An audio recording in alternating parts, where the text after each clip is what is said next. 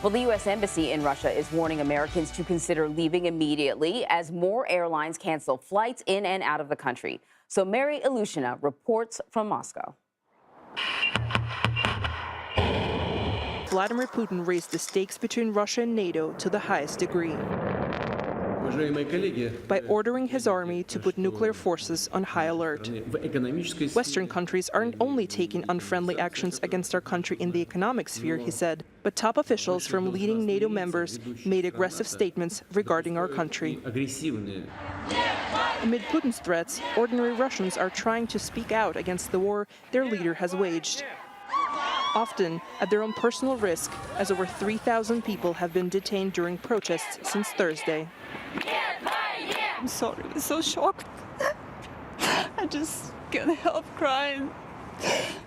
Crippling sanctions imposed on Russian financial institutions already sowed panic here. On Sunday, banks targeted by US and EU have been working overtime to service long lines of people trying to withdraw their life savings. So, Mary, we have heard about protests. What kind of resistance are you seeing from Russians in Moscow? Well, yesterday people in Moscow tried to gather for a demo, but there was so much police on the streets that they basically cut the meeting before it happened. You know, across other cities, there were protests. In St. Petersburg, there was a pretty big crowd. Overall, about 4,000 people have been detained so far since Thursday.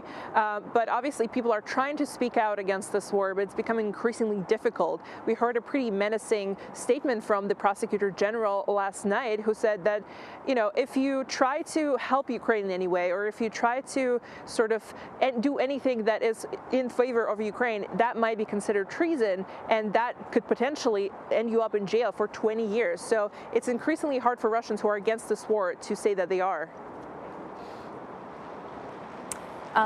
Mary, I'm wondering just how if Russians are feeling the impact of these sanctions. I know it might be too soon. I've seen some reports that indicate that there's maybe a run on money, that people are trying to take their money out of the banks, and that's the kind of biggest thing they're feeling right now. But are they feeling any sort of hit from the sanctions yet?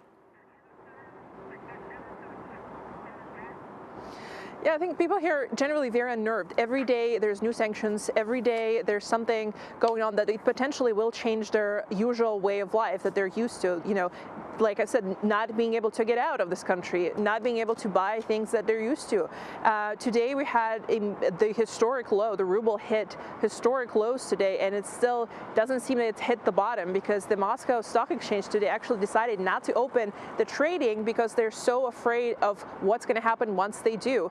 The Russian government also asked their companies, the main sort of cash earners for the Russian government, to sell whatever they earn in foreign currency, buy rubles to sort of prop up the currency. So it's definitely, people are preparing and bracing for possibly the worst. All right, Mary, thank you very much.